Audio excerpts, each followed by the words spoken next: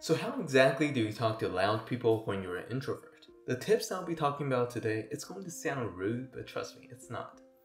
It's only going to be rude if you don't do it right. So let's get into it. The thing with loud people is that they just naturally overpower the whole conversation. So you want to go about controlling the frame of the conversation. And the quickest way to do this is by asking questions. Yeah, we'll stay away from him. Really? Okay. So how was Frears? Tell me about Frears and tell me about Florence Jenkins. Tell me. Well, Frears is equally silent. You can see that by asking a simple question, you can control the entire direction of a conversation. So whoever asks the question actually has the most power in a conversation. Let's watch another example. Approached me and was just like, we gotta do it. We gotta do a part 3. That's the only reason I'd do it. Was it the once you did it together? We actually did it twice. We did it on 2 different occasions. Brutal. Yeah. Look how quickly you can remain part of a conversation while still being in control. So use this from time to time. Hi, my name is Augustus, and if you like what you're seeing so far, hit that like button. Now this next one might sound slightly more aggressive, and this is you have to talk through the interruptions. Because why? Talkative people tend to interrupt others more. But look at how Colin handles this. You know, where's the tone? Is it a comedy? Is it a drama?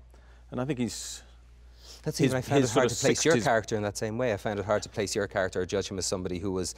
Even though there were interruptions, he talked right through it. This is especially important for introverts because introverts tend to let people have their space to finish their thoughts. But extroverts kind of share their thoughts as they come. Talking through that interruption is a way of holding your own and indirectly telling other people that I would like to finish my thought. I've never traced it all the way back. You haven't? I'm dying to go to the country. I'm gonna hit you up for the recs. I'm gonna hit you up for the recommendations. Please do. Yeah, I'll give me a number and there's a couple of places I'd love you to go and see.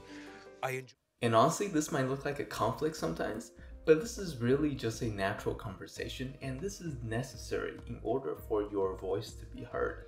Now this next one is the one that seems a little controversial, where it might seem rude because you want to talk before someone has actually finished. So hear me out. When we're little, we're taught to be polite and let other people actually finish what they're saying. But jumping into conversations is actually a very natural part. Oh, brilliant. But it looks like all the actors have been told just sort of be... There was none of that. Quite deadpan. I know. I think we all understood having seen his previous work. Dogtooth and all that. In a lot of casual conversations, especially with extroverts, they assume that if you have something to say, that you'll just say it, even when someone else is talking. This only becomes rude when you do this way too quickly when someone begins to talk, or too frequently. I definitely learned this one a little too late. You've got 2 sons, and I guess you want to stick around for them. That's often the reason why people... Sure, man, absolutely. They definitely give me a will to live that's greater than my own desire to see my days through. But otherwise, you can see that this is a fluid part of a conversation. Now this next tip is important to help you stay in the conversation, and this is by balancing the pace. Practically speaking, this means commenting from time to time, but there's a little more to it. The agent comes back and says, being directed by Stephen Frears, starring Meryl Streep. No way. Yeah, and he's sitting in a small flat in, South London. Wow.